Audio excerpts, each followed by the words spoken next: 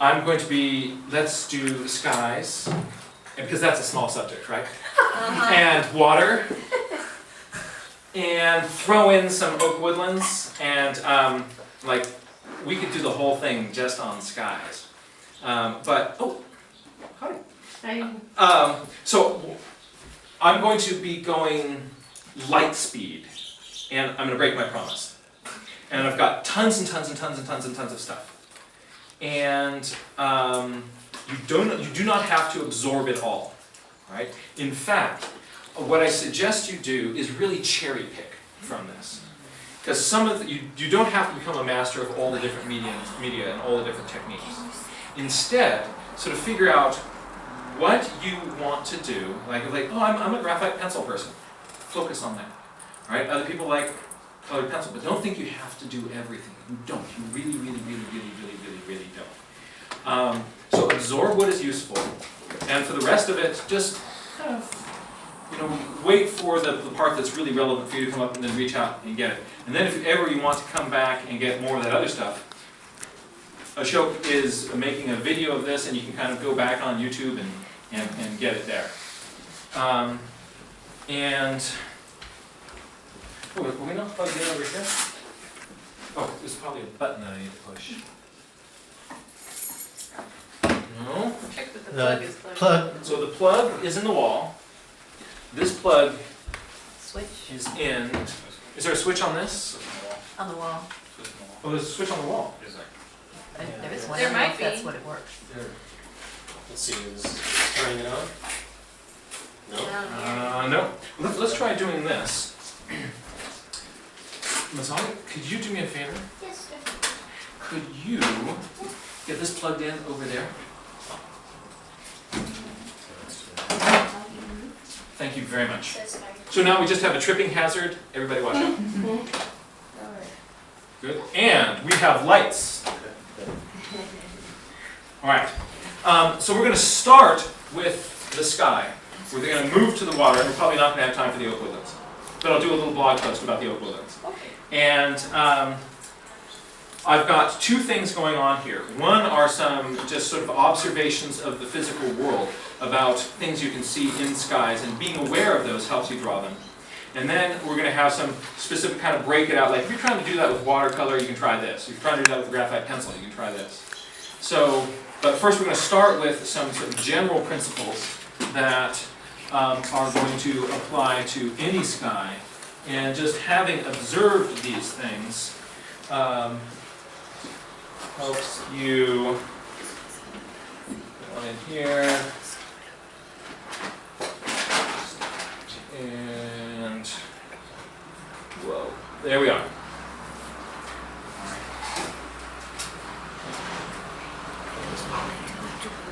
All right, so hey, welcome.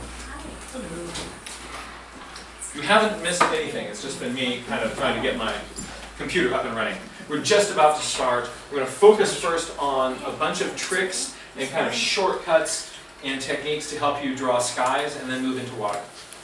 And these are going to be tricks that are for folks who are out in the field, and your friends are ready to move on. You want to make a drawing fast.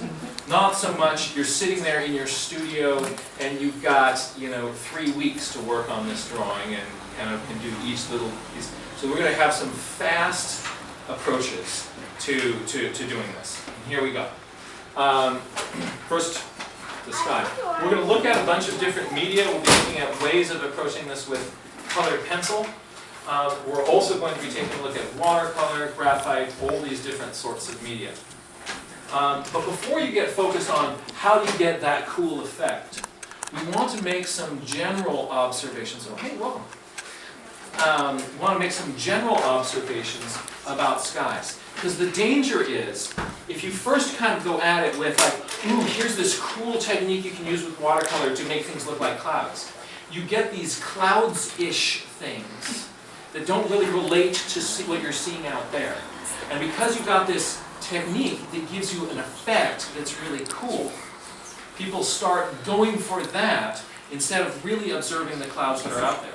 So especially when we get into the wet and wet watercolor technique for looking at clouds, you'll see that on lots and lots and lots and lots of drawings, like ones, and then there are the cotton ball ones, the puffy ones. And these two types of clouds are going to have three different looks as they go up in elevation. So two cloud types, three different elevations. So the clumpy ones, does anybody know the name of those? Cumulus. Do you want to pass to somebody else? Okay, who do you want to pass to? Rashad? Cumulus. Cumulus is correct!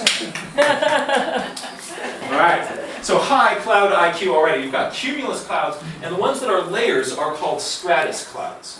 Alright, so stratus, like strata are the layers in geology, those are different strata. So the layers are the layer clouds are stratus. Have you ever walked out on a kind of gray day and it's just sort of ceiling of like, right? That's, you're looking up, oh, those must be stratus clouds. Alright? So the clumpy clouds and the sheet clouds. Now with these cumulus clouds, we're going to bring them to three different elevations. There's going to be low, mid-elevation, and high elevation. The mid-elevation zone we are going to call the alto zone. Right? Alto meaning high. Right? The super high level ones above the alto, you'd think that alto would be top. But the ones above that are these. This is the cirro level. C-I-R-R-O, I think. So if I've got a cumulus cloud and I move it up to the alto level, I now have an alto cumulus. If I have a cumulus cloud and I move it up to the cirro level, I have a cirrocumulus. All right, so Cumulus. Alto Cumulus. Cirrocumulus. excellent. So these are the ones that kind of look like, you know, corn rows, like rows of crops in a field. These are the ones that look like little sheep, kind of wandering back home along little lines. All right. With the stratus clouds, the same thing is going to be happening. These are stratus clouds.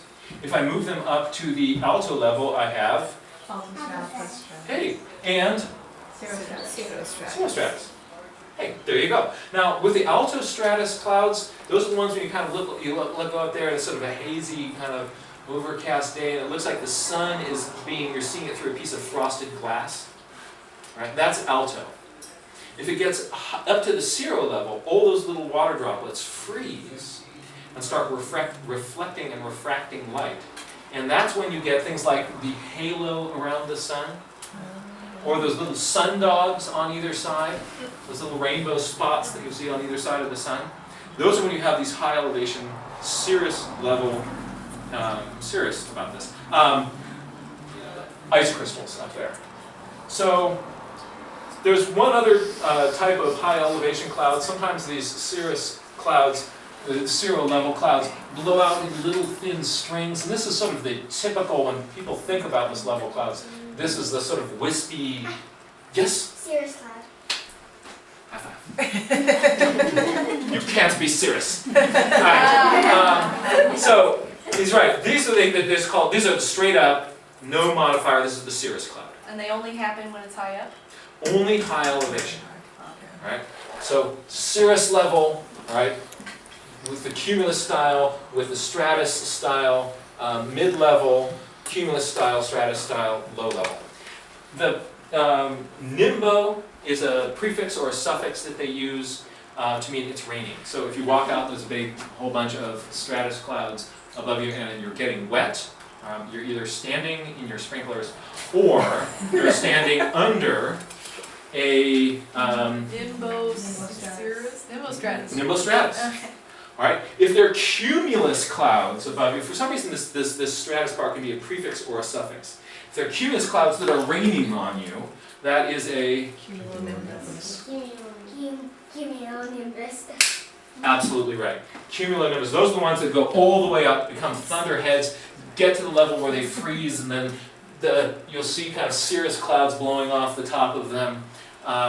Those are pretty cool. So that's your kind of cloud nomenclature. And what you want to start doing is starting to fall in love with clouds. So going like, oh my gosh, this is a really cool cloud day. And what you'll see is you'll have multiple types all on one day, all at one place at a time. So you can look there and say, all right, I have a high level of cirrus clouds up there, and then I've got alto stratus over here in this part of the sky, and then alto cumulus. You can find all these different types, even on the same day, in the same place. Sometimes you don't have them all together, but start looking around, and that will change dramatically the way that you draw skies. Because skies aren't just the place where you put the generic cloud symbol. The clouds all of a sudden are something that have meaning and more interest to you. It's more interesting to you, you pay more attention to it, your ability to represent that is much better. Make sense? So that's the first part of your homework. Fall in love with the sky. Alright? Now, what I'm going to do is we're going to take a look at a few other observable features of skies. Look at this gradation. Ooh, alright? When you look up high at your zenith, that's up. So there's my zenith, deep, rich blue. As I go down towards the horizon, it gets increasingly pale. Right? You see that very clearly in this photograph here. The other thing, and this is something that I realize I've included this in sketches, but it's only in this last month that I've really realized that this is a very significant little piece of this pie. That it doesn't really get pale towards the horizon. The color changes to a warmer color. And look at this. There's this sort of yellowish orangey glow across the horizon here. You start looking around that, and you're going to see that everywhere, even on skies that are not polluted.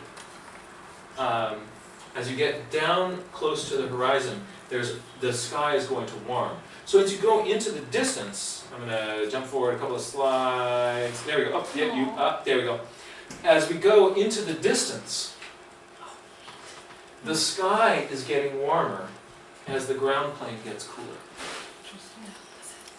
It's only recently that I sort of figured this out, but this is, I think, a big deal, and it's going to help your sky drawings. Now I'm going to go back and get all those other guys. Oh, what were we talking about? No, I'm glad you asked. So let's take a look at a few other features of clouds. So if I look at this cloud that's up here, I can see all of its fluffy little delicate lacy edges on a cloud that's close to me. On a cloud that is really far away from me, I lose that. And distant clouds seem cleaner edged to me. It's a little bit counterintuitive because we expect the crisp thing to be close to us.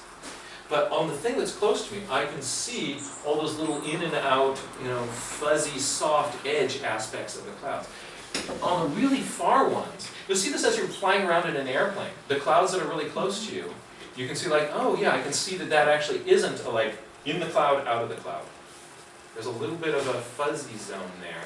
But as you look out at distant clouds, you lose that effect. So very often, distant clouds, which you're going to see closer to the horizon, have a crisper edge. Let's jump to another observation. And with this, I'm going to start with these little manhole covers. If you're standing on a manhole cover and you look down, it's a circle, right? You look down and go, hey, there's a circle. But if you're looking at that manhole cover over there on the ground, you see an oval. And the further you are away from it, right, then the more squished that oval becomes. So a distant oval way out there, closer to the horizon, you see as more compressed. Okay? This ends up being something that's a big deal in clouds. And let's see where this kind of comes into play. Because what I'm going to do is, that's thinking about the ground plane. Here I'm thinking about what's happening in the sky plane. Right? So if these were my manhole covers or circles on the ground of various sizes, receding towards the horizon up here, this is that thing turned upside down. Oh, yeah. Okay. This is my horizon here. These are the bases of my clouds. So the closer it is to me, the more of the underside of the cloud I see. And this makes sense. If I look straight up at a cloud that's right above me, I see only the base of it. Right? If I'm looking way out there, I see an edge on it. So here I'm looking up at the base of a cloud. here I'm looking out at a side view of the cloud, and its base, this cloud's base is here. This one back here. And this one, its base is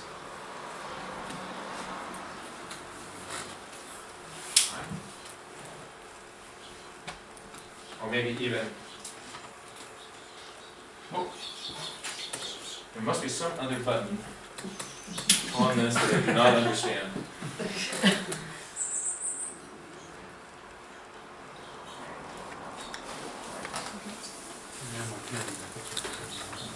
So look at that. This up here, on the one that's closest to me. On this, I'm seeing more shadow on this surface here. Here, I'm seeing these base shadows here getting increasingly pinched out and linear. The bottoms of these clouds are more squeezed and linear. This is something, this idea is going to pop up a bunch of interesting places, both in this sky section and also in the, when we get to the water. Similarly, if I'm looking up at a hole through the clouds, I can have rounder holes up here. As I look out this way, a lot of those holes are going to also start to take on a more linear shape.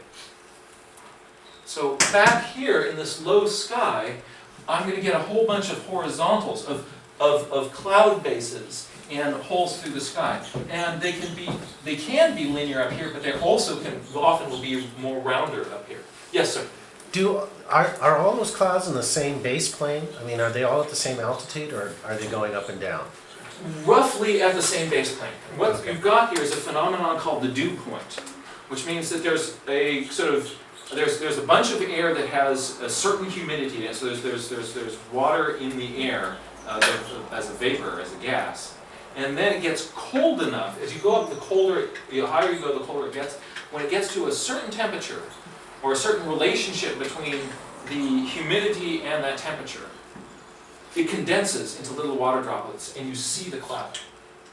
So you're looking at a temperature-humidity relationship made visible by the condensation of water at that certain altitude.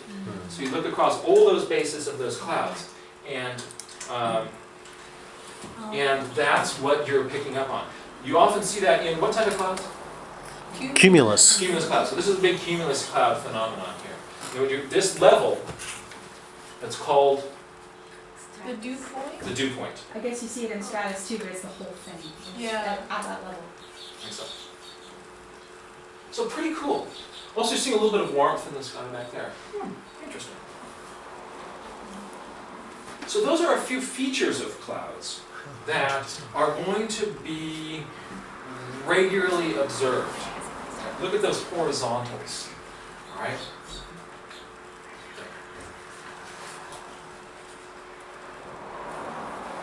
Now we're going to start thinking about how you want to draw them. This is the enemy. The cloud symbol. All right? This is what we want to avoid. But it's really easy to make.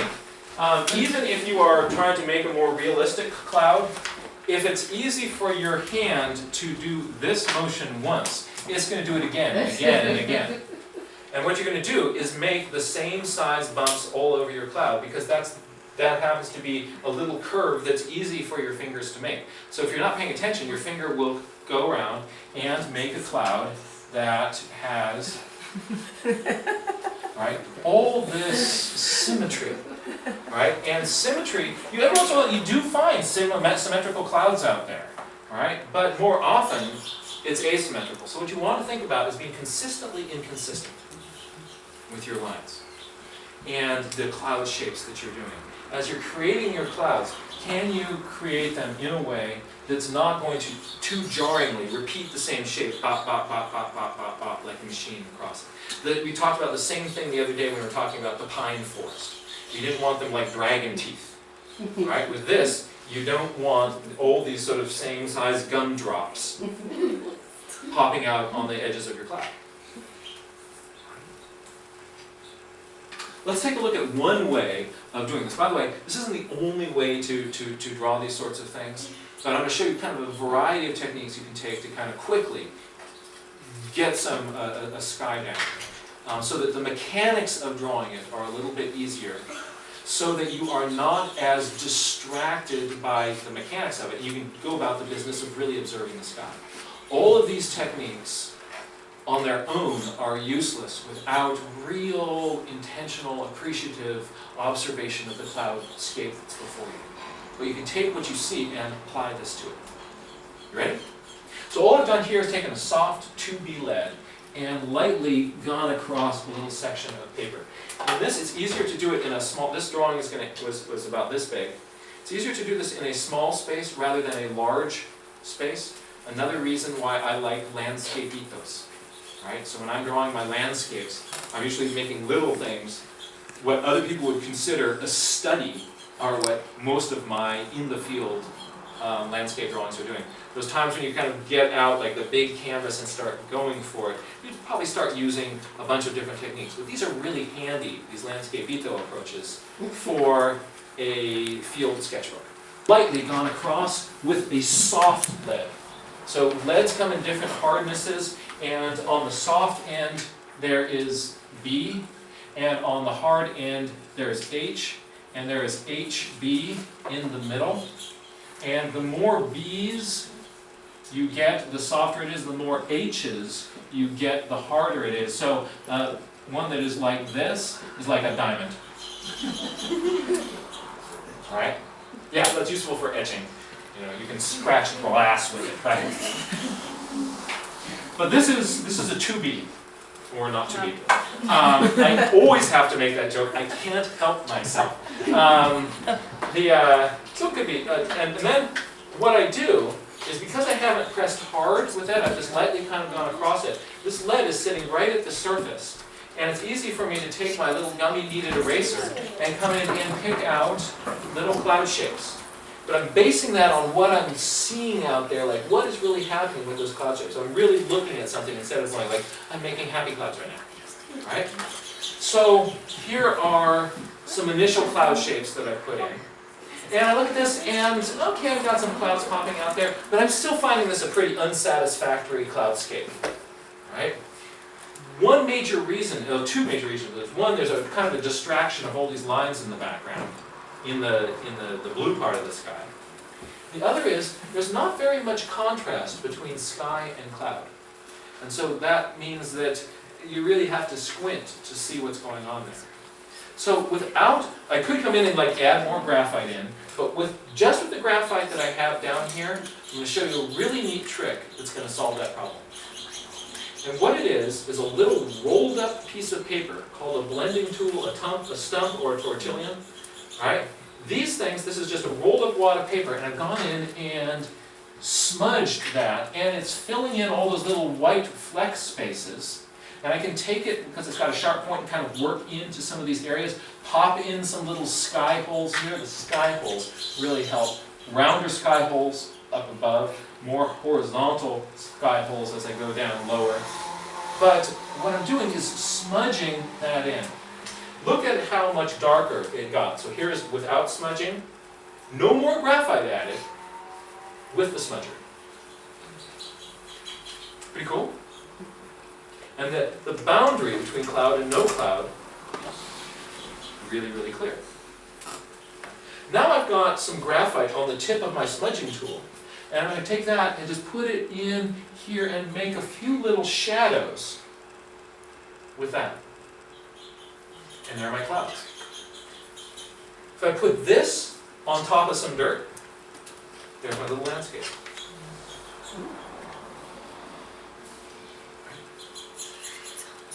This little drawing took probably about 5 minutes to do. This is a really fast approach, playing with this little blender. The trick is, in that background part, I'm not going to press hard. Once I blend it in, it's harder to lift that stuff out, because I pushed it into the paper a little bit more. Here's a similar approach. This time where my clouds are, you can see I originally kind of came along with a pencil and said roughly in here is where my cloud is going to go. Okay. And then I put some scribble in the spaces in between. It's still too pale. I pop out the blender and I get that. Then I take the tip of this thing, smudge that back in to make some shadows. And then I think I kind of overdid it with my shadows. So I can then pop out the eraser again, kick those back, and there's a cloudscape with graphite pencil. So it's really fast, easy to use, fun to goof around with in the abstract, but really cool when you're looking at real clouds. And I wanted to constantly say that isn't that dove noise neat? I used to think they made it with their voice, but it's actually their wings. That's so cool. And there's no kind of questioning when it's like time to like jam with fluff. My question is like this one dove, like, hey, everybody's taking off in panic. There it goes. Behind. There's chicks still up. And that last one is he's going to be selected against. So notice also on the top here, I've got more of a shadow coming in across that thing, more of a on the bottom shadow further down.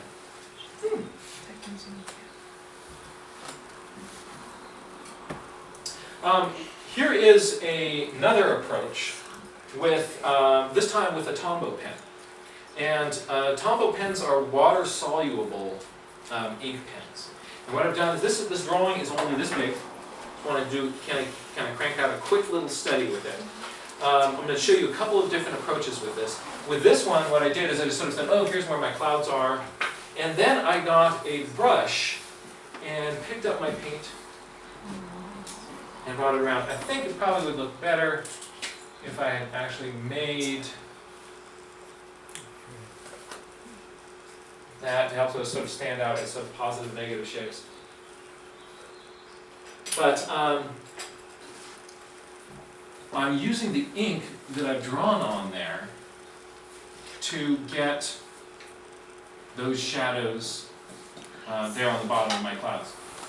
This whole thing felt a little bit too pale, so I made a little smudge off on the side of my paper with that pen again, dipped my brush in it like it was a pool of paint, and then put a few strokes across the top. Quick Tombo Pen sketch. This ink also will not touch the paper if there's a waxy layer on the paper. So if I took a little crayon and I smudged it in here, wherever I put that crayon down, Stratus clothes. yeah, I'm not going to get that touching down. Or if I want to kind of do a sort of a cumulus effect here.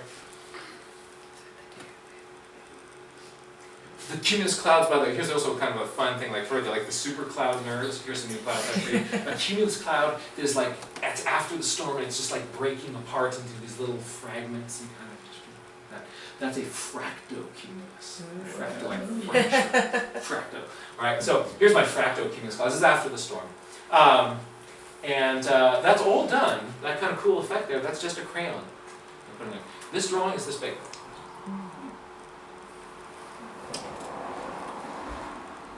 You can also get neat effects with colored pencil. If you use a toned piece of paper, you can use a white pencil to draw clouds. And then instead of having to work around your clouds, you're actually popping the cloud in, which is ridiculously easy. And so what I originally did is I'm just sort of putting some stuff in, saying my clouds are generally in these locations. And then coming back in, and on the surfaces that will really be catching sunlight, pushing a little bit harder with that pencil to make those parts stand up. Some ground here, I'm picking up a little bit of the ground color and bringing that into the basis of those clouds too. Do a tremendous amount of really fun stuff with clouds. What some people have is a few little pieces of colored paper stuck in the back of their sketchbook. And every once in a while they'll pull one of those out, do a little drawing on it, and you make it a pencil and then add some white colored pencil to it. And then glue those into the pages of your sketchbook, so it sort of follows along kind of the thing. So other people will have a little envelope or the few different sizes of colored pieces of paper. Avoid the big pieces of colored paper. Pre-cut smaller sizes will prevent you from like going monstrous with these things. So some pre-cut sizes are really, really handy, and you can glue them right in. This next one is a colored pencil demo, and it will also demonstrate kind of one of the problems that you can run into, or at least I run into with colored pencils. Some people have more experience using colored pencil. Because I'm kind of a watercolor guy and I pick up my colored pencils, I'm a bit clumsy with them. And one of the things that happens to me a lot is that the whole picture, I can kind of like, get my little shading in there, and then kind of look at it, and the whole thing is really, really pale. I've been going so lightly on this thing. It's like the amount of contrast. Remember, it's contrast. If you want a white cloud, there's something dark next to it. So this is an example of me kind of struggling with that, and I wanted to show it to you. Like, I have trouble with this too, right? So what I did is I started with just putting in a few little shadows, and then wrapped cloud smudging around them. And see how little contrast there is there? Alright? So part of what's going on is all these little white nuggets in here. Alright? That's saying white. And I've got a few places where I'm pressing it. You could get in there, like press a lot harder, and or bring in some more pencil, but still I am getting all those little white flecks in there. So the equivalent of a blending tool, remember how that blending tool darkened everything and filled up all those white stuff? There's an equivalent for colored pencils for that, and it's called a colorless blender. And it's a little colored pencil that it's just wax, no pigment. And so if I hit this same drawing with that, the effect changes. Like, so that cloud stands out a little bit more. So I worked that over it. Thought, okay, it's halted. And then I stepped back from it and I go, that's better, definitely better than that, right? But also still really pale, right? Usually the colorless blender, if you're going to use one, is the last step that you do. Because once you get too much wax down on a surface, it's hard to add more pencil over that. As long as you've got the texture of the paper, it's easy to add more colored pencil. So usually people put that pencil on last. But here I realized, like, oh man, I still am way, way, way too anemic with the color of my sky. Pulled out my light blue pencil again, punched it in, really leaned on the paper, and you can see how that, then you've got clouds popping out. So I think this is a good example of how the clouds are, this is white because that's not. The lighter this background, the less kind of clear and brilliant your clouds are. So that contrast is a really good thing to kind of keep in mind.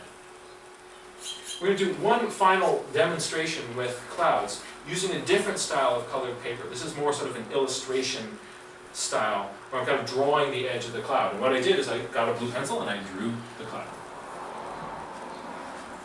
There's my cloud. Trying to avoid bumps of all the same sizes.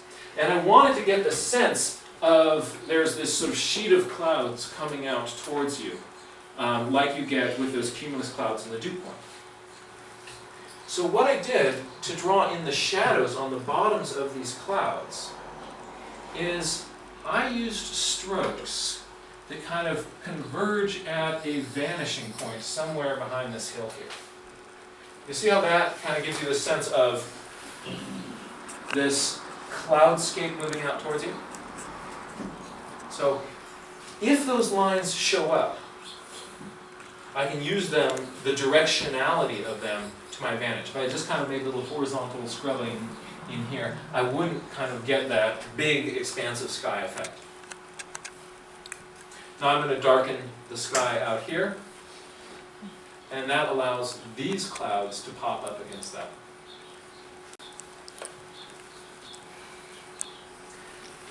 One of the problems with drawing is where do you stop? Right? And usually what happens is you kind of get to some point in the drawing, you kind of go, I like this, right? You put a few marks down, and you go, ooh, I like that. You get positive reinforcement from everything that you put down. And so what happens is, you keep putting more stuff down. And so you get something that you like, and there's this arc, right?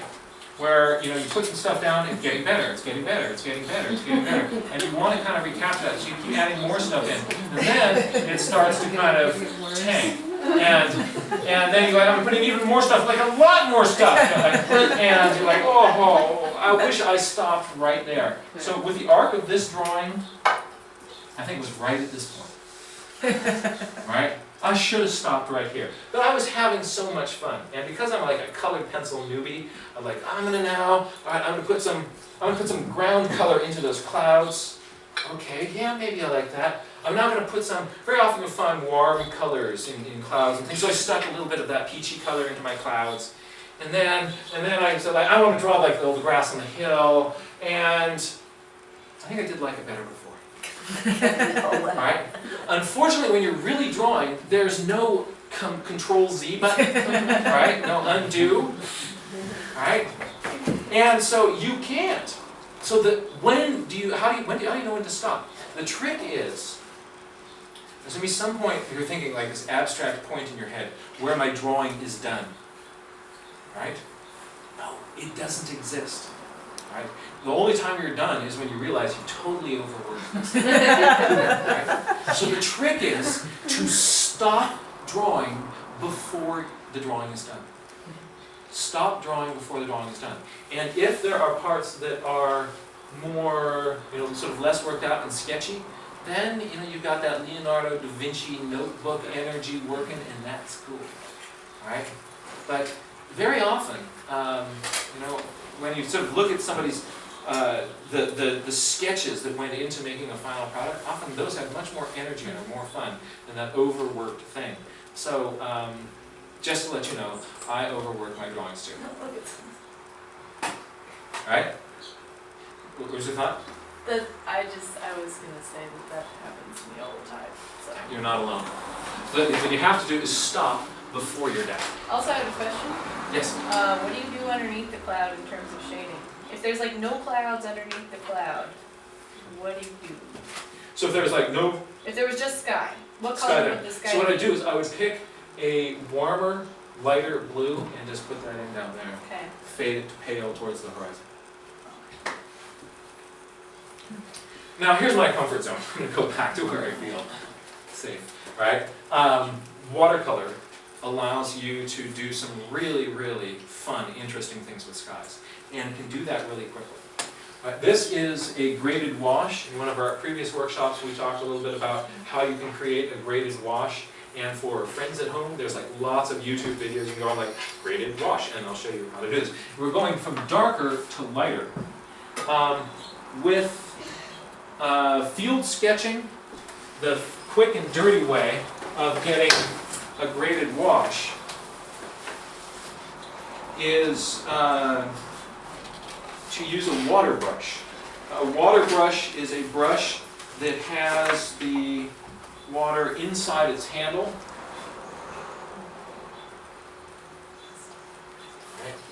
And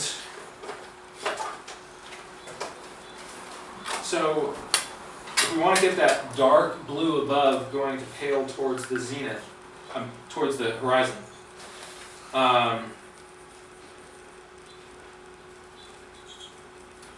I'm going to mix up a little bit of blue. Very often a lot of blues right out of the tube are like, no! Screaming electric blue. And you're like, yeah. If you take just a little bit of orange and put that into that mixture, you'll chill it out. And that helps a lot. So what I'm going to do is, with a water brush, because as you draw along, it keeps the tip of the brush moist. You can get these really quick, easy little graded washes. And because I'm holding this thing so that it's going down here, this helps avoid streaking. Because any little line that I make kind of blends into the next row that I'm then picking up on my return trip. So there is a different approach that you do for graded washes if you're not using a water brush, and for that, you can hate YouTube. I'm going to put in a little bit of warm blush towards the horizon there, and there's a little sky gradation. Let's say I want some clouds in that. There are some types of paint that you can, that really don't stick to the paper. This is manganese blue hue from Daniel Smith. And this color here, if I don't want it to be there, or I want to create a cloud, I can press a little clean tissue into it, not a clean tissue, and pick up some of that. I can then re-wet it in there and pick out more of that. And I can come back in with the right type of paper and actually push it all the way back to white. You can't do that with all colors. For instance, if I was using a phthalo blue, sallow, phthalo, I don't know which is the right, I really can't lift that one out at all. Once it's on there, it's on there.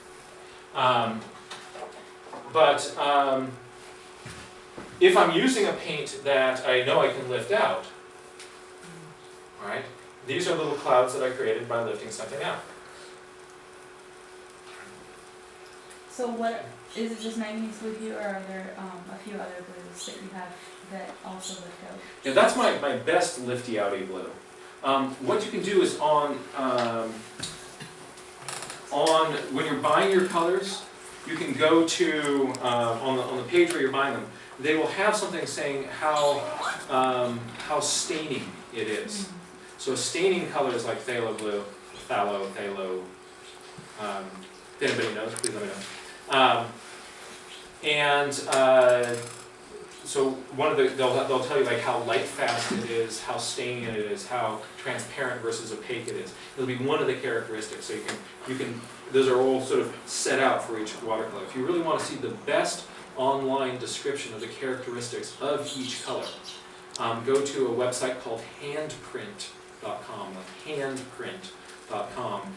Brilliant exploration of watercolors and all the characteristics of every hue from every manufacturer. It's wonderful. So these were just lifted out clouds. These feel a little bit too cotton ball-y to me. Right? Kind of like them, but so it's something in my repertoire. If I want it, but also like if I've got an edge of a cloud, I want to soften it, and I know it's a color I can lift out. I can soften certain edges of something. Here's another way of drawing clouds though. Here, I just put blue paint on the part that I wanted to be sky, and then painted some little sky holes, and the part that is not cloud is blue. This gives me a very sharp edge. If I want, and I've got a color that I can lift out, I can come back, put a little bit of water on there, and soften parts of those edges. Let's take a look at how that might look on a sort of more, also note that as I'm coming down closer towards the bottom, I'm actually changing my color of blue. So this is a different color of blue, a little warmer, more cyan down here, and this is an actual blue. So I'm going to paint a few little shadows onto this, and then create clouds by putting in blue. The clouds then are created where I do not have blue.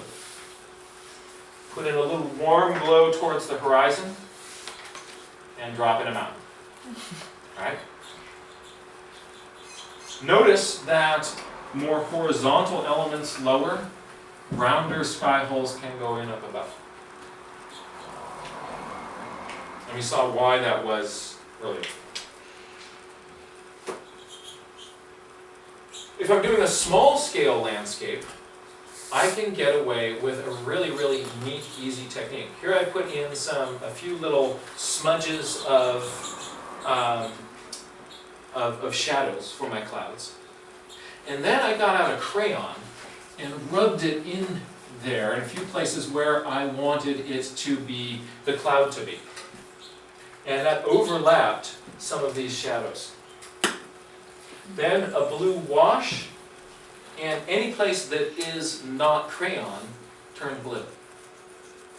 This drawing is this big. And it looks like I'm doing, all this sort of careful stuff in here. This was actually just taking my blue brush and going, right? And then I kind of tapped this part a little bit with a towel, because there are a few little beads of paint that were sitting on top of those things. That was all it took. So this cloudscape here was about a minute.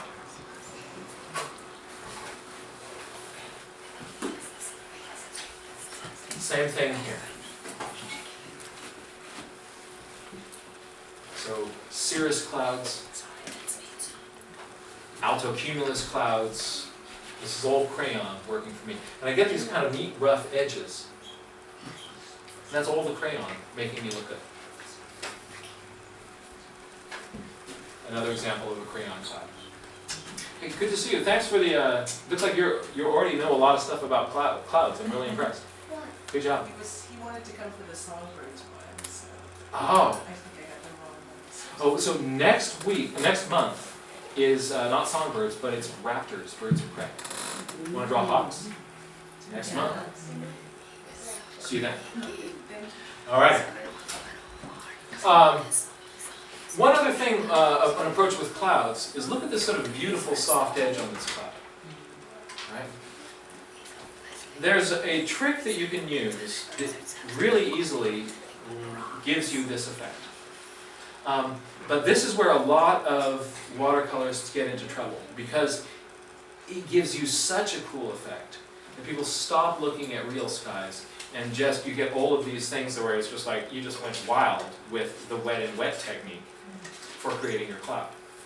Alright, but this is wet and wet technique. What I did is I just took water and brushed it across this whole thing, so I could hold it up at an angle and kind of go like, oh, you're still wet, little piece of paper. Alright? Oh, it's starting to dry there, get that part a little wetter. I don't have puddles of water, but it's a damp surface of paper. Right? Then, I just tapped my brush into the blue, came in here, right, switched to a warmer cyan color, started making more horizontal marks in here, and I got that. It's fast, it's easy. What you want to do is just play around with this a little bit and see how much water, how little water. You have too much water, you put a little thing down and it all goes like that. Right? If it's damp, it'll basically stay in place and just migrate a little. Here's another example. This was a drier paper down towards the bottom, so I've got crisper edges. Wetter paper up above. I can also add shadows into these clouds. So, wet the whole surface with the same. I started up here, and as I'm coming along, the water is absorbing into the paper. So by the time I get down here, there is less water, it's less fuzzy edges, and these clouds end up being crisper towards the horizon. I let that dry, and then brushed some more water onto the parts where I wanted to put some shadows. And in these shadows, that's a little bit of sort of a grayish purple from Daniel Smith, their shadow violet, and very, very dilute little bits of quinacridone gold. We'll bring a little bit of warmth into these clouds. You can see that there. You can see that there. What color did you say? Quinacridone gold and shadow violet. Okay. But you can play with lots of different colors in those clouds.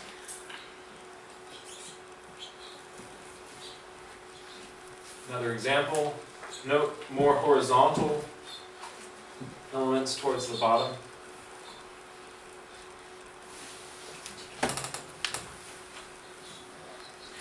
If you put little things down below, you've got a feeling of big skies. Bigger things down below, and then your clouds feel smaller. Is starting to creep down from that. As it creeps down into the wet surfaces down here, you'll get Sometimes it makes some really neat rain-ish patterns. Another thing to note, another way of doing that with sort of a dry brush technique, this is a flat brush here. I would test off on the side how much I have in it, and very often if you look at distant rainstorms, you'll sort of see there's it seems to be coming down at an angle from whatever clouds it's coming from, so you can, with a few kind of light dry brush strokes, you might be able to get something like that.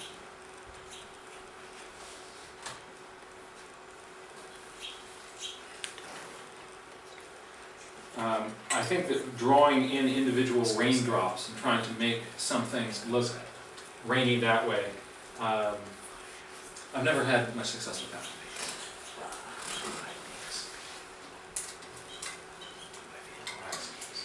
We're going to take a look at water. All right? And we're going to start the same way with a few kind of, thinking about a few kind of general observations about water. The water has many, many different, just like skies do, lots of different moods. There's different types of water. There's waterfalls. There are little streams. There are big lakes. There's open ocean. There's crashing surf. And I'm going to show you a number of approaches to handle these different sorts of things in different media. If I am drawing open ocean sorts of things, or I'm on a big lake and there are waves, this brush that I've currently got out, which is a flat brush, is really, really useful. I'll do a little demonstration of how you can kind of quickly get some of this sort of random waterness effect very, very quickly. This brush, by the way, has kind of, it's like a transformer. You can do this cool thing where it can change, you pull part of its barrel off, into a longer brush. So it's like 2 for 1. These are, what is the name of these brushes? They start with a K. Kuretake. Kuretake, little Kuretake brushes. How do you spell that? Kuretake.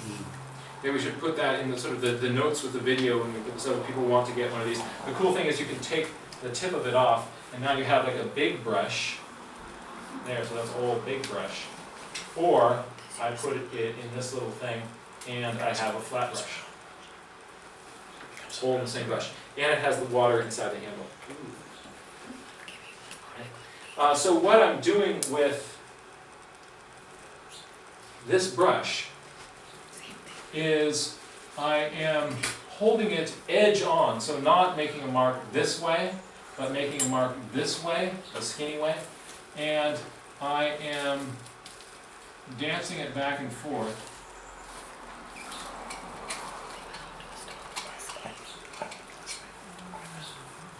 You can have bigger marks in the foreground, and it does a really good job of giving sort of a sense of sort of flowing water marks randomly. They have a sort of sense of randomness. Just as with the clouds, that little lumpy cloud thing, the classic wave symbol, either this or this, is going to make your drawing really, really grumpy. So here's how I might break this out. If I'm on a little pelagic trip somewhere and I look out, I've got gray day down closer to me with gray paint. I'm just suggesting some of the larger swells in the water. And then busting out this brush, and over the top of that, cutting in these little random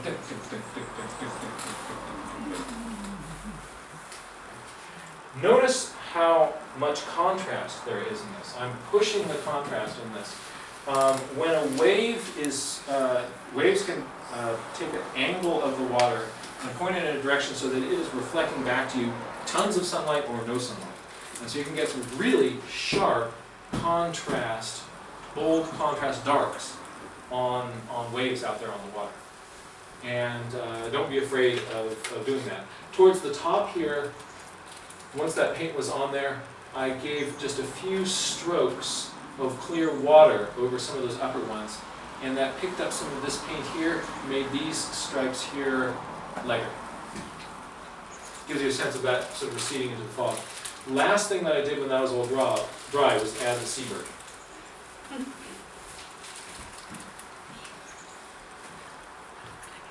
For waves and crashing surf, the trick here is going to be getting, just like with clouds, getting some sort of contrast going in your drawing.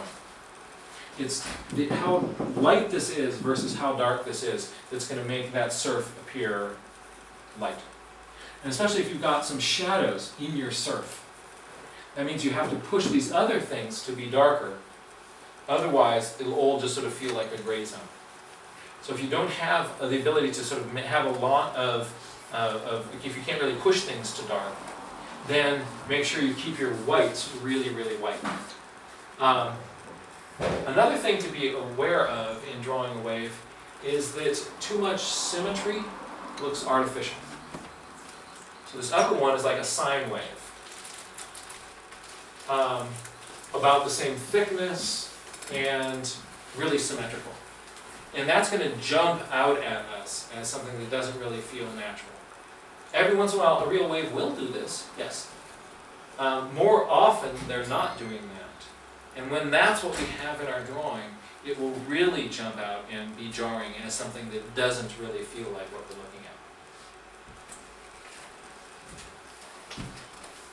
at. Out here, I've got a few little streaks of foam coming up here on the face of this wave, and I'll look at how I did that in a moment.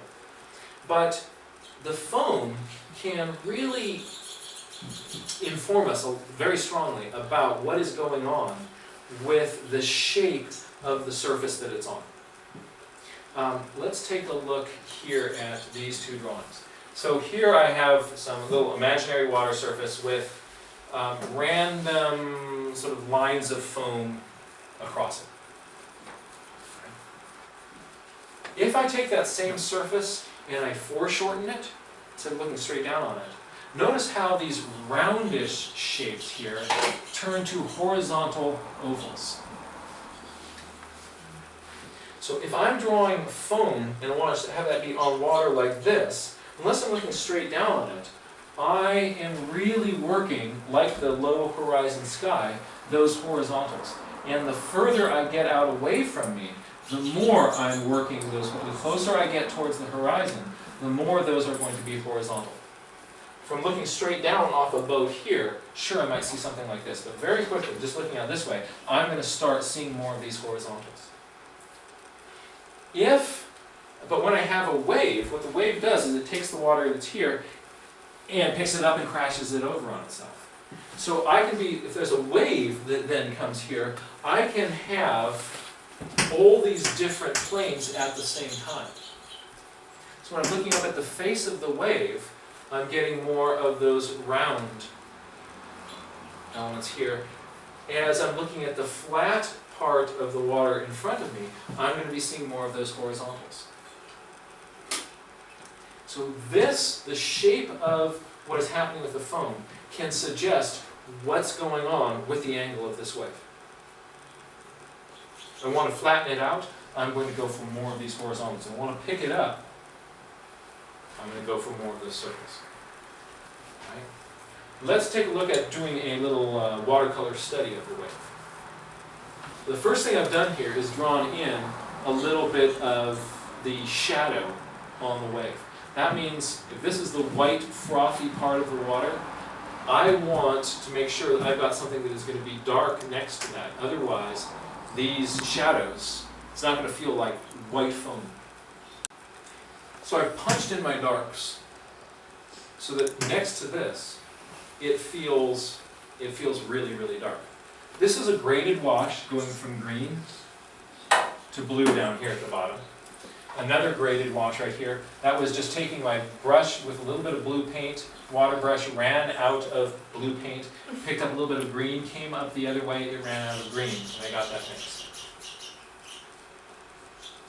What is really striking about this, though, is this texture in the water. And that's really easy to do. And the reason is, back at this stage, I'm cheating. So purists in watercolor, they do everything with their brush. Somehow they get along. I'm impressed by that. But for me, I'm out there in the field, I want to get a result quickly. What I did is took a piece of a white crayon and just danced that randomly along the edge of the area that I wanted to be my wave. And that's what I got. You don't see what you actually have until you hit it with the water. And you go, ooh, yeah, I intended to do that. That was on purpose, right? So those edges, those cool edges, are made entirely by my crayon. I then got a little bit of opaque paint and put in some of the foam. Notice I've got bigger holes here as I go more towards the surface that's at the bottom, more horizontals. And that helps pick that up.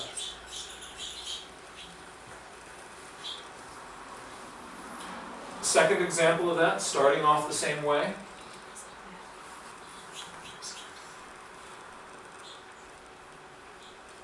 When I put in the background on this one, that did not feel dark enough to really pop that out. Again, it's contrast that is going to make the white surf be white. So I darkened that a little bit and then added there's more horizontals down here, coming into bigger open spaces up there on that surface of the wave. There's another thing going on here, though, which I want to point out. You notice how a lot of these lines, they're not coming straight up here, but a lot are kind of angling in the same direction. What's going on here? Imagine that you're looking out at the water, and you had a series of stripes painted on the water surface. And those were then picked up by the wave. So that as it's picked up by the wave, you see the stripe coming up. The one that's right in front of you, as the wave comes up, you'd see as a vertical line. Right? That's what I'm kind of suggesting with this little diagram here on the bottom. So this is not to scale with this. So these are not a related scale. So the thing that's right in front of you, if there's a line coming straight up the face of the wave, you see that as a vertical. But then as you are looking this way down the beach, you're able to, in those lines, detect the curvature of the face of that wave. Right? And the further you look, the more you see that angling. And as you look up the beach, you'd see that same angle. That is going to be reflected in the angles of the foam that is washing up the wave. So you'll get a tendency as you're looking up the beach this way to see things angling in like that. Does that make sense? So it's a subtle point, but you don't have to remember all these things, but what's helpful is when you're out there, before you're drawing waves, you just sort of spend some time sort of sitting there and staring at the water and staring at the water. And it's going to start to remind you of like, oh, I'm seeing, what are these patterns that I'm seeing, right? And rather than sort of sitting in isolation making up waves, it's when you've got the real thing in front of you, it'll be reminding you, oh, like this is what I do. This is sort of the thinking behind what you're seeing.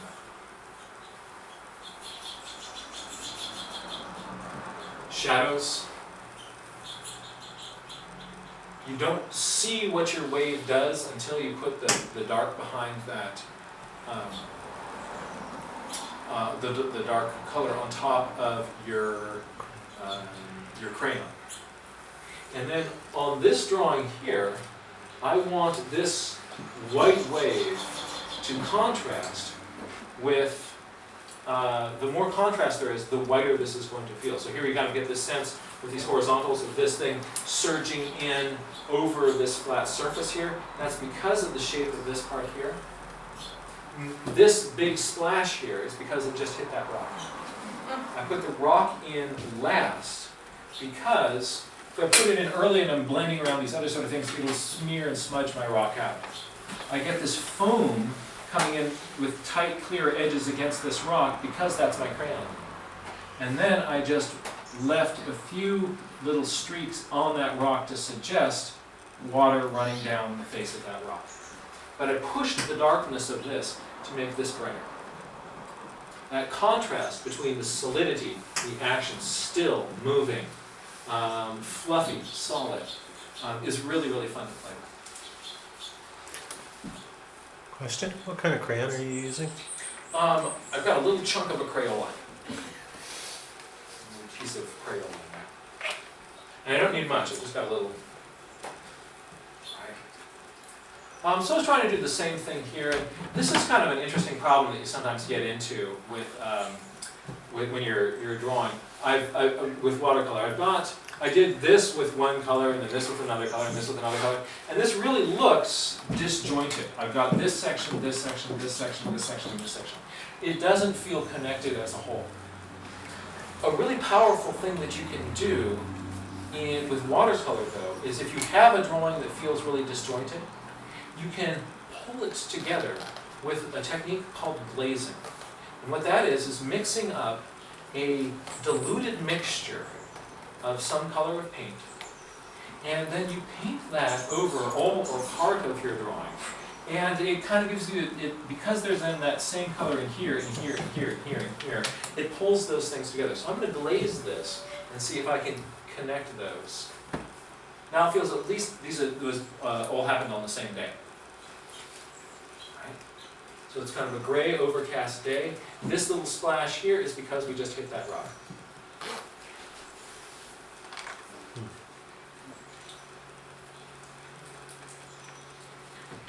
To do the rock, what I'm doing is I'm putting together little sections separated by the rivulets of water running off of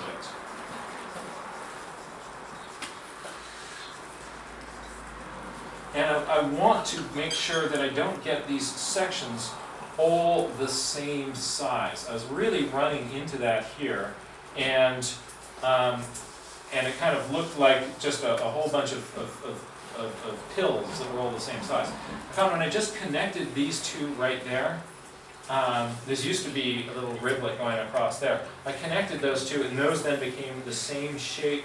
That really helped it. So that, along the same lines as not wanting the cloud to have this sort of symmetry, I had too many parts of this rock that were all the same shape, and kind of cured that. Just a little bit more paint. This was painted, the rock was painted with Bloodstone Genuine, my other new favorite color from Daniel Smith, this really kind of dark, brown, black, purple thing that I end up using this color all the time. It's really gorgeous, gorgeous color. Let's take a look at doing waves with the Tombo Pen. This has been a lot with watercolor. But a lot of those same techniques, if you like that, if you don't want to have like this full-on watercolor kit, but you want to play with a crayon, the Tombo Pen is really cool. And what it is a pen that is very water soluble. So if you get it wet, you can smear that out and use it like watercolor. So this is a Tombo Pen drawing. I first drew a pen drawing and then hit that with water and blended it together. Here, that was my my crayon with a couple little hits of my white gel pen there. And notice, so what I did is I painted this thing, and then I had some Tombow ink on the tip of my brush, because I've been painting all of this part in here. And I did this foreground bit. Notice that I've got more circular elements in the parts of the waves that are pointing up towards you, and more horizontal bits towards the bases of those. And that helps you kind of sort of see that as coming up, because of the shapes of those little holes in it. Here I've got a little bit of opaque gouache and put it on top of my wave, but it wasn't thick enough to be really fully opaque, so it's transparent, lets a little bit of that color through. And so here's kind of a step-by-step with it. This scratchy, kind of hairy looking wave, right, not very attractive, was my starting place. But what I'm really trying to do here is I want some lines in there because I want stuff to pick up with my brush. if some of those lines show through, I want them to work for me. So I am trying to make these lines kind of come up with showing that curvature of the wave. So I'm looking up the beach. Notice as it comes towards me, it gets more vertical. Right? And I'm thinking of this curves around like that. So if I've got stuff curving around here, it's going to be coming in like that. I wanted more material to be able to pick up, so I got the big dark brush part and made some. This is a really sloppy, messy wave, but it cleans up nicely. Look back here. This doesn't look wavy in here. This just looks like you've got ink. You're going, oh no, I got ink over the top of this crayon. It just looks funky. But once you hit that with water, all that part washes off, and you end up with a really crisp, clean edge. It does that. So there's a bunch of different colors of Tombows, and you can sort of you can play with them and sort of see which one you like. I'm right now kind of having fun with this sort of sepia-colored one, but maybe it's a little bit too brown. Oh, I didn't like that line there, so I then made a little blotch off to the side and brought in. And brought in on the tip of my brush a little bit more dark to sort of fill up that space there. If you are, so that's sort of the end of waveland. I'm going to take a quick look at a few other types of sort of water and land interfaces. Here's a little bit of wet sand. Wet sand makes a wonderful reflector. When the wave comes up, goes out, there's this still layer that's super reflective. So you often get a very bright zone right next to your waves. Notice at the edge of this, like those circles going back, are getting increasingly skinny.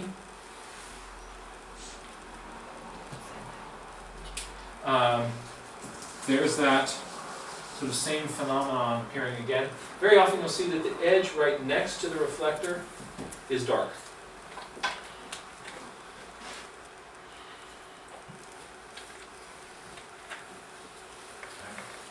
That is those circles again. While you have big rounded shapes here, less so as you go up. If you're drawing a lake, or also if you're drawing the ocean, matching the color of it is really important. And there is a huge color shift that you're going to get as you go across the surface of the lake. What I will often do is take my fingers like this, and I will make a little sort of parallel bars, and I will look at what is the color of just a vertical strip of the water that's right in front of me. And I'm going to go, right, that's the color of my water. I'm going to try to match that, not thinking about the whole lake, but just a vertical strip, and do a little color swatch, a little study, a vertical study, and see if I can match those colors across the lake. And I hold my sketchbook up to the lake and see if I got it. If I didn't, I do another one. Very important to do that before dropping all this color in on the lake and then realizing, oops, that doesn't match those colors. Right? Sometimes what I find is I do one of these studies, and I like that, and I no longer feel the urge to paint the whole lake. I'm just like, oh, I've got my little color study, there it is. And they're really fun, they're satisfying, they're fun to do. You're out at the ocean on a really gray, foggy day, you know, you can go like, oh, didn't expect the ocean to do that, right? But you get all these interesting colors. I mean, oceans, it's not always like the sea is blue, right? The sea can be yellow. And doing a little color strip helps you capture it. Here we're looking at a wonderful color gradation across this lake. What's happening here is really interesting. As you're looking out this way at a low angle across the water, you're getting a tremendous amount of reflection from the sky. But the closer you come to where you are, the more your eyes are looking down and penetrating into the water here. So that's why we're getting this, seeing the ground here and seeing the sky here. That's actually a pretty sharp interface. If I put my arm right over here, look at how quickly it transitions from this to that. So, right? You can handle that. You'd be like, oh no, I can't deal with this. This is just, we're going to do a transition to this. Couple things to notice about this. This watercolor out here is darker and warmer than the sand that it's on, the dry sand out here. It's darker and it's warmer. It's really hard to give yourself the permission to go put brown in your water. You think like, oh, it's going to look polluted. But really look at your lake. What is it doing here? Give yourself permission to go there. If you were totally scared by that, just end your drawing here. Right? Right? But you can do this. Let's take a look at a couple of things. Something else that can kind of, then I've got these little ripples on top of this. Yikes! Right? And I'm looking through here and it's transparent. I'm seeing some shadows, some rocks down here. Notice that the biggest thing I see of these rocks is their shadows. Especially as we go out here, I'm seeing rock shadow, rock shadow, rock shadow. Let's put some of this together. We'll make it even a little bit more complicated. Oh, first, you see the same thing of like reflection out there, seeing into the water, even in just a little stream. So out here, I've got the reflection. As I get closer, I'm seeing into the water. What do I see in there? I see the shadows of the rocks. So this is gray-brown with dark shadows in it. I'm seeing no shadows in here. This is just sky color. This is shrub color here. That would be just as if I took this lake and put rocks over here, rocks and some grass over here, blocked out most of this. Right? I would still be getting that same reflection across it. And you can get crazy sparkly reflection on top of that. Oh no, what do I do? Get out your crayon. Alright? So crayon makes really quick sparkly across the water. The crayon was applied before the paint. Right? If you put crayon on over this, it doesn't show up at all. Why do they make white crayons? Right? Well, I think it's for us, watercolorists. Right? Great tool for the watercolorist, useless for the whole rest of the world. Right? And sometimes it's not a vertical strip of highlight. Sometimes you look and there's wind that blows across out there and makes a little sparkle in some place. So here I've then just added in a little bit of kind of hint of ripples on top of that. And this is what I was talking about. So I'm looking out there. Here's a strip of distant sparkly water. That's the crayon again. And I've used a candle instead of crayon. oh, that's a great idea. Wax. She's suggesting use a candle instead of a crayon. I have that. All right. Because I don't have It's the same white wax. crayon. I'm not with Daddy. I got crayons. Oh. I got No, crayons. I mean white. I don't have white crayon. Oh, So, yeah. So that's a great idea. It'll be fun for me to play with a little bit of candles and sort of see which I like better. You get a little birthday candle. Yeah. I have a birthday Ooh. candle in. White birthday candles. but you need the White white. birthday Yeah. candles. Yeah. Yeah, see, I have the birthday candle. It works really great. Nice. There's Very plenty nice. of white ones. I don't know why they make so many white candles, probably for the same reason. Yeah, they make white candles so that we can use them in our watercolors. Yeah, I love that idea, the little birthday candles. Very And then good. if you get lost in the woods, you can make a fire. You can make a fire and sing a song to yourself. You've got one wish to get blown out and you're rescued. So just like that.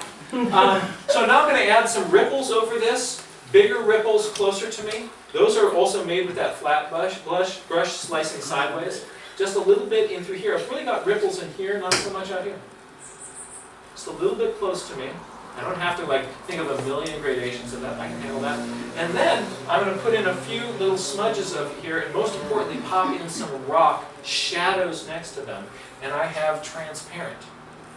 water. I'm seeing those rocks under there. It's those shadows that really, really stand out. Wait, can you go back a slide? Can I ask? Yeah. You Yeah, have to wait. No, no, no. Oh. But sometimes it has happened that I am sitting where I see the ripples going instead of toward me, they go from right to left because of the wind. Yeah. How do you draw that? So if they're going from right to left, then you'd just be making little angled lines here, but they would be bolder and bigger close to you, getting smaller as you're going back that way. Or you just move to a different part of the lake.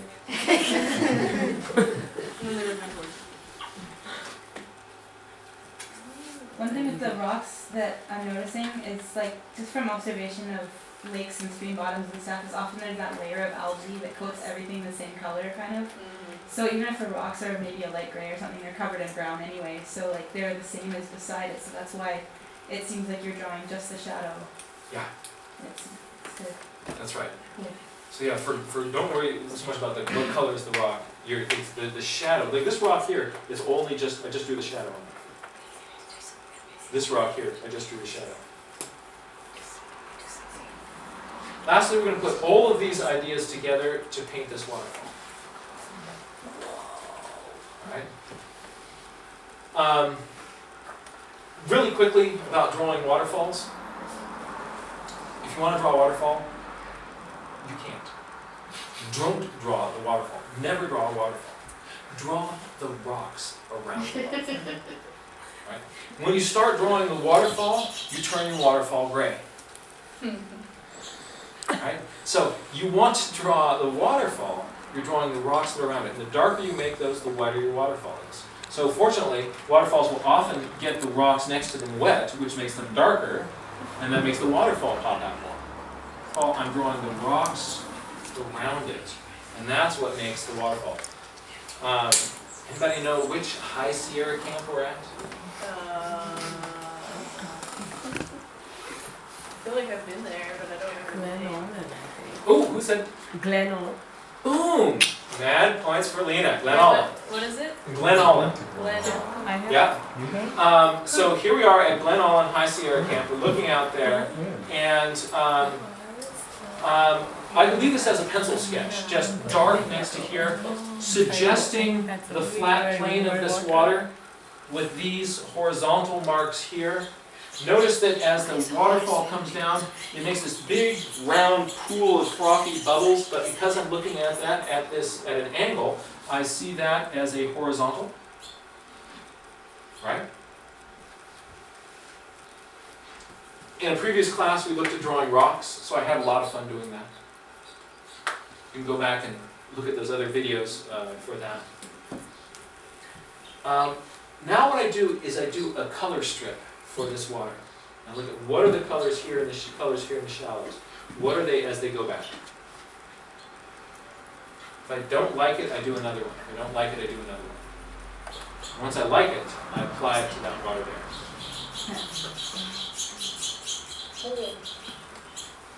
Hint of some shadows down in here. Now I'm going to paint my rocks. The darker they get, the brighter my waterfall is. And we already know all about the skies.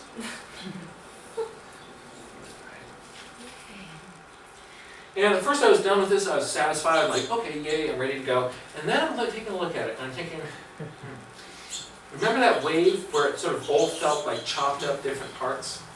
This has kind of the same feel. Right? I've got this section, this section, this section, this section, this section. These don't really, there's no cohesiveness. If I take the same color and bring it apart across a lot of these parts, it doesn't have to be across everything, but I can connect a lot of these elements.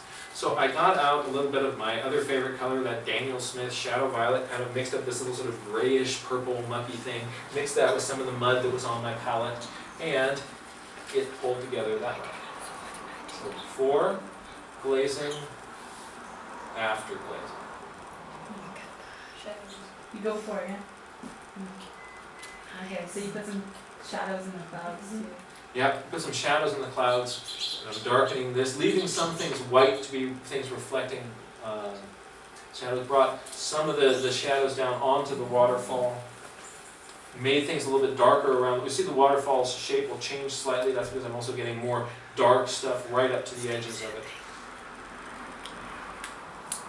And I brought a little bit of white gel pen into the water there,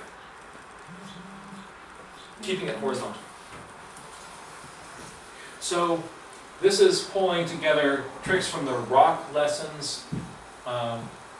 Water, I guess I could have, I'm just surprised at myself for not having any white crayon in there. But that gives you sort of an idea of kind of applying these different ideas. It's a lot of fun. There is no one right way to do it, no big rule, but mess around with it, see what you get. Before I go, I've got one last thing to show you. One last thing. I want to take a little bit of a look at reflections. And I'm going to try to do this in just a couple minutes.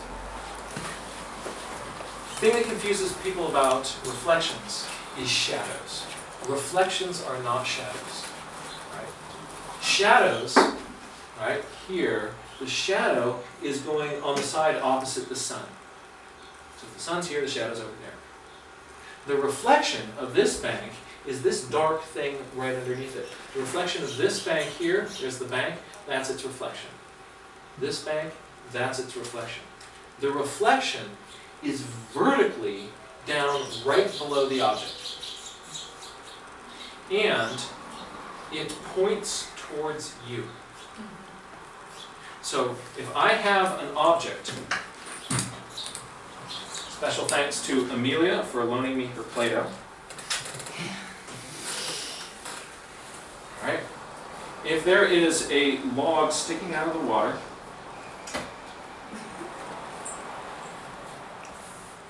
A blue log. let's bring the lights up. Over in the corner? Yeah. And for this, I'm going to come to you. Take a look at this. Does everybody see the shadow, the reflection of this thing down there? All right. Notice that the reflection is pointing towards you from whatever angle you are. So you're seeing a reflection that is pointing out that way. You're seeing a reflection that's pointing out there. Everyone in this room has their own reflection. Nobody's seeing the same reflection. You have your own personal reflection. Everybody sees the same shadow. Everybody gets their own reflection. The length of the reflection, though, can change depending on which way the object is leaning. So let's say the object is leaning this way towards you. All right? See how long the shadow is? Very long. Very long. Now I need your help over here. Can you see the reflection? Yes. Is it long or short? Short. She says short, she says long. Who's right? Oh. Right? What about now? Long or short? Short. Oh, now it's long. No. And what do you see? So you see short, you see long. Short or long? What do you see? Short. What do you see? You see long. So if it is pointing towards you, all right, you see a long projection of that reflection. If it's pointing away from you, wow. All right, so if it is pointing toward away from you, you don't see much reflection. If it's pointing towards you, you get a lot of reflection. Let's see friends at home here. Hey everybody, I'm Jack. Well, All right? Now, so if the reflection is, if the object is leaning towards you, you see how long that reflection is? Are we good? yeah, you gotta back up a little bit. Okay. There you go. All right. Now, watch this. Tiny reflection. Ooh. How cool is that? Right? So both of these objects here, I've got these three logs sticking out of the water. This one has a long reflection, this one has a short reflection, this one has a medium reflection. All right? Why is it? This one was just right. Right? What's going on there? The different Where it's pointing Yeah. towards you, So- away from you. The confusion is that people think that the reflection is a mirror image of the object. And what they mean by mirror image is they just copy the object down. Here's a big confession. I made a t-shirt for the first Yosemite Birding Festival. And it was a picture of an American dipper standing on a rock with its reflection down below it. And I didn't know very much about reflections when I made it. And what I did is I just took my dipper picture and I switched it.